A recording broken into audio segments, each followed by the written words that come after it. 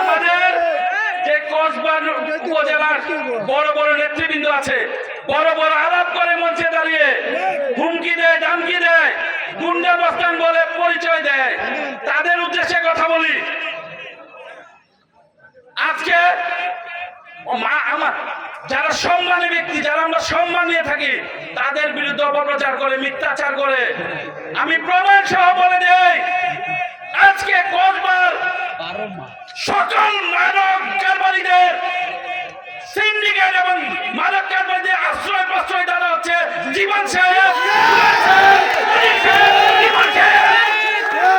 তারা আজকে কসবার সকল মাদক কারবারিদেরকে প্রশ্রয় দেয়।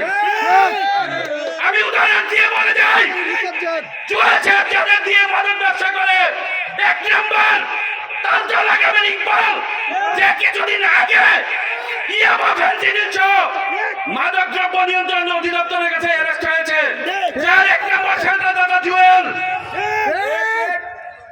কসবা মরাবকুর পাড়ের মিজান, যে এই রিমনের ডাইনে বইয়ে আশেপাশে সব সময় যাকে নিয়ে ঘোরাঘুরি করত, সে ইয়াবা ফেন্সিডিল সহ ধরা পড়ছে। এই মিজানকে দিয়ে রিমন মাদক ব্যবসা পরিচালিত করত।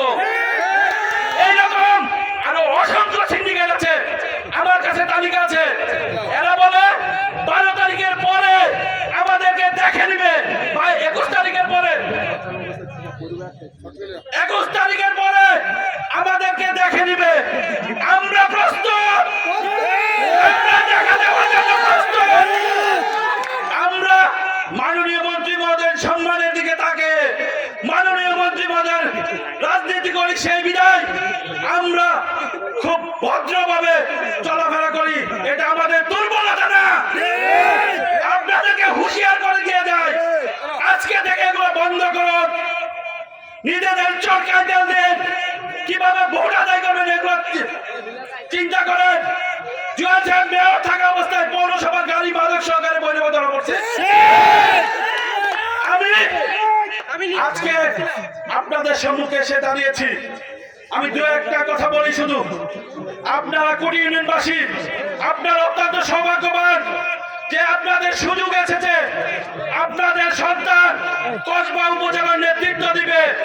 বিগত দিনে এই কোটি ইউনিয়ন থেকে কোন জনপ্রতিনিধি কসবা থেকে নেতৃত্ব দিয়েছে